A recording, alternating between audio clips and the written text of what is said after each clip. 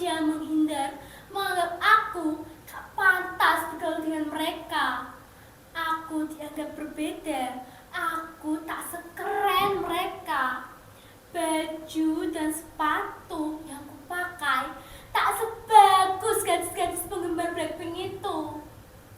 Semula aku menanggapinya acuh tak acuh, tapi lama-lama Eza, Lingga, Kiki semua menghilang dari peredaran. Mereka tak mau bersahabat denganku lagi. Apa artinya gelar persahabatan ini? Tak berguna. Aini. Ya mak, sebentar. Obatnya mak pesan sudah Ai beli di warung.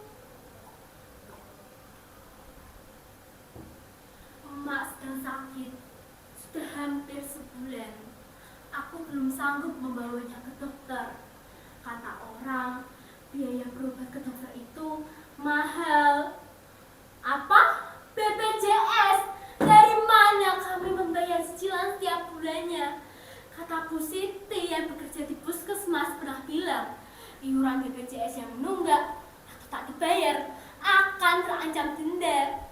Ya sudahlah, orang susah memang dilarang sakit.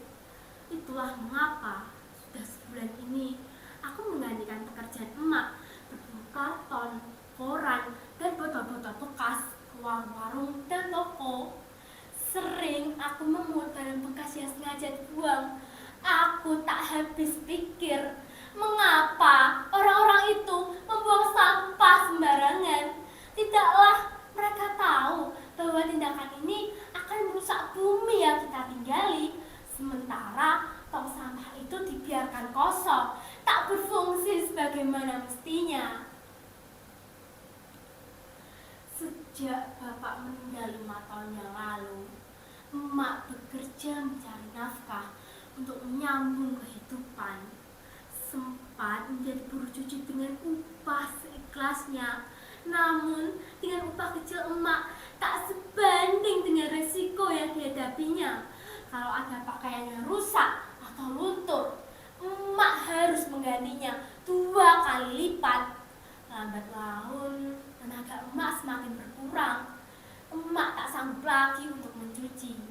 Akhirnya, emak memilih untuk menjadi seorang pemulung. Dalam sehari, emak mampu mengumpulkan 10 sampai 15 kg sampah. Tak banyak uang yang dibawanya ke rumah. Hasil dari mengumpulkan sampah, ia jual dengan harga Rp3.000 per kilogram. Ya, cukuplah untuk beli beras, lauk pauk, dan sedikit jajan untukku. Hujan, terik, matahari tak pernah menyurutkan semangatnya. Emak selalu memenuhi kebutuhan sekolahku. Emak ingin aku menjadi seorang guru, karena menjadi guru adalah cita-cita emak dulu. Ai, meskipun pedihnya itu, ingatlah masih ada Tuhan. Jangan menyerah menggapai cita-cita ya. Itulah pesan emak.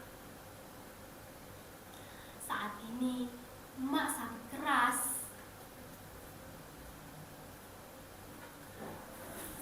Barang-barang inilah yang telah menyelamatkan hidup kami. Pepatah bilang, sampah satu orang adalah harta bagi orang lain.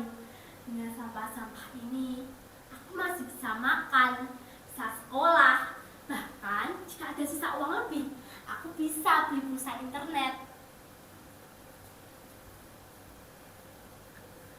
Aini, lihatlah langit biru itu. Kesanalah matamu harus memandang. Apa yang kamu lakukan akan bercahaya bagi orang di sekitarmu. Berapa ton sampah yang telah kau dan emak selamatkan? Jika tidak, itu semua akan menguburmu. Kalian pasti bertanya, dari mana aku memiliki handphone Android ini? Ya kan? Kalian pasti curiga, karena aku anak seorang pemulung. Baiklah, aku akan sedikit beri cerita.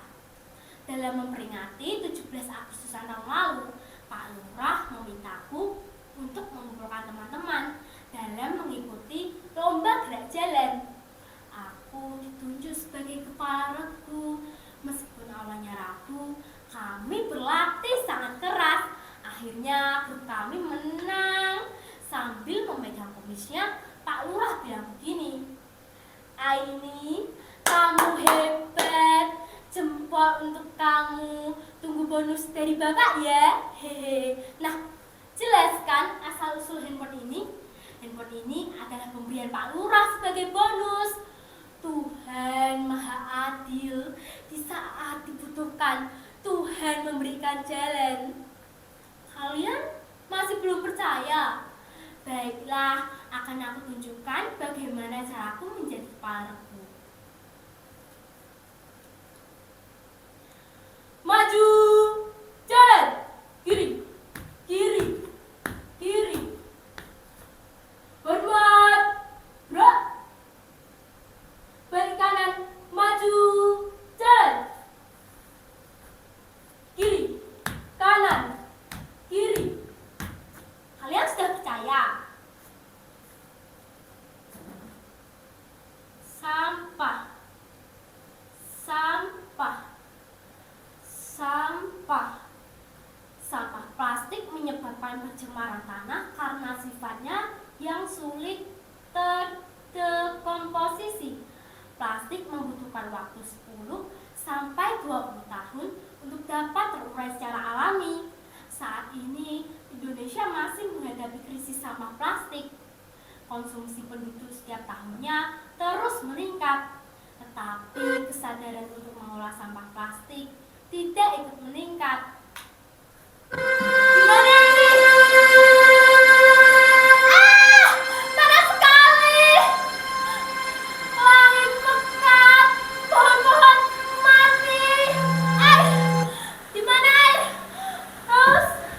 Di mana air? Haus. Kotor dan bau.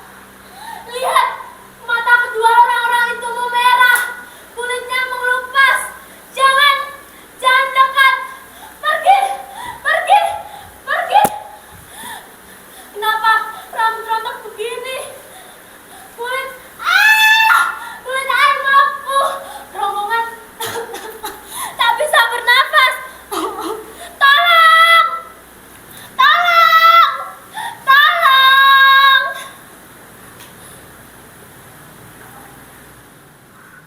Apakah ini firasat tangan kecil ini harus berbuat sesuatu?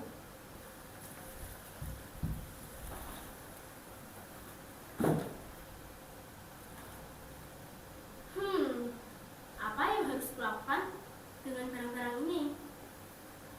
Emak, aku pernah mengunjungi suatu pameran kerajinan daur ulang.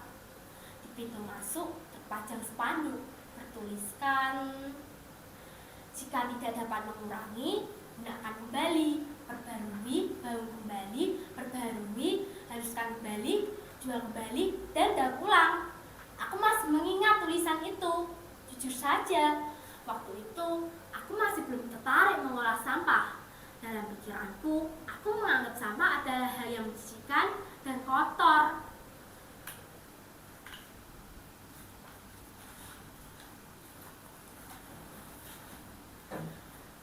Sekali waktu aku diajak ibu guru mengikuti workshop, di sana diajarkan bagaimana cara mengolah sampah yang tak bernilai menjadi bermanfaat, seperti vas bunga dari lintingan koran bekas, bunga dari sedotan, lalu tas plastik dari kemasan kopi, lalu lampu hias dari botol bekas.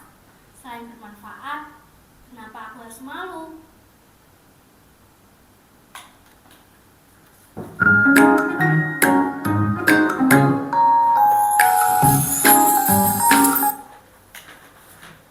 Cuaca sedang cerah.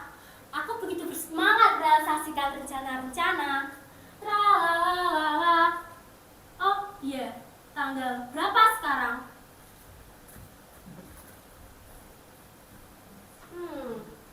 Tanggal 17.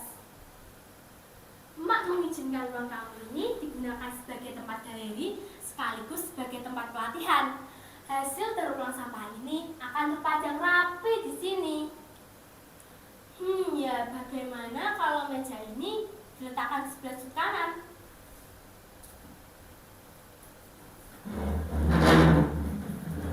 Nah, ini. Bagaimana menurut kalian? Cocok? Bilang saja kalau tidak cocok. Kalau itu geser sedikit. Aku mengajak tetangga dan teman kampung untuk bergabung dalam mendaur ulang sampah-sampah ini.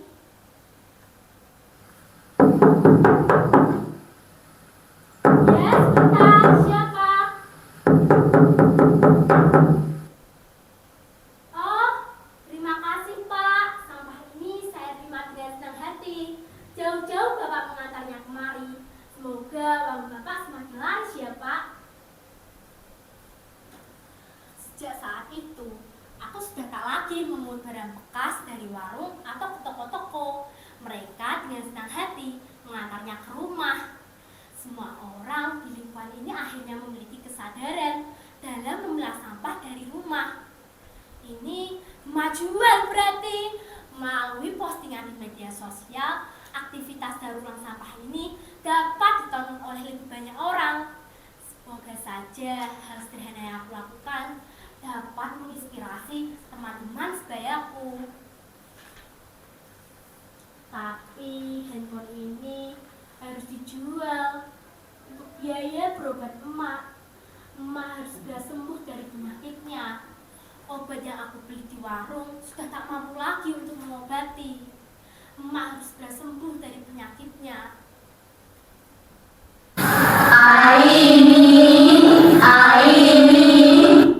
Oh, kalian sudah datang teman-teman. Silakan masuk. Ayo kita pisahkan barang-barang bekas terlebih dahulu. Botol-botol letakkan sebelah sini. Koran-koran bekas letakkan di sudut sana. Dan kardus-kardus bekas letakkan di sudut sana. Dan yang lainnya kita kumpulkan di sini. Ini adalah salah satu contoh yang akan kita buat.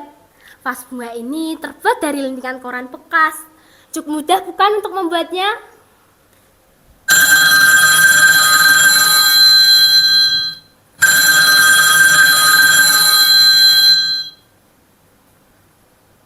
Halo? Ya, benar. Saya Aini. Oh, iya betul-betul. Saya dan teman-teman saya yang akan mendaur ulang sampah-sampah ini. Kapan jadwal pamerannya ya, Pak? Oh, baik Pak, akan saya usahakan. Silahkan mampir ke rumah untuk melihat-lihat. Baik Pak, terima kasih. Teman-teman, kita mendapatkan undangan pameran bulan depan. Yes, hasil kerajinan daur ulang kita akan terpajang bersama dengan hasil kerajinan pengrajin lainnya. Tapi, bagaimana kalau produk kita jelek? Mereka akan menertawakan, menganggap tak profesional. Aduh, bagaimana ini? Apakah tawaran ini harus ditolak? Tidak. Kita harus yakin, optimis, dan percaya diri. Ini kesempatan baik. Ayo lebih giat lagi, ayo lebih kreatif lagi. Sesuaikan dengan gambarnya ya. Barang-barang yang sudah jadi letakkan di sudut sebelah kiri. Hati-hati, jangan sampai terjatuh. Sebentar, kita foto dulu dari sudut sebelah sini. Nah, mari kita selesaikan yang lainnya. Mengguntingnya jangan terlampau pendek, nanti sulit untuk menyambungkan. Coba lihat, pinggirnya harus rapi. Aku baru saja mengantar emak pergi ke dokter. Penyakit emak sebenarnya membutuhkan penanganan khusus, tapi emak bersikeras ingin pulang. Aku pun tak sempat bertanya lebih jauh. Dokter tak jelas menerangkan apa penyakitnya. Dia hanya memberikan beberapa instruksi berapa kali emak harus minum obat dalam sehari. Tatapan emak mengisyaratkan supaya cepat membawanya pergi. Dalam perjalanan pulang, emak sempat berbisik. Ai, kamu pahlawan emak. Mataku berkaca-kaca, aku membalas ucapannya.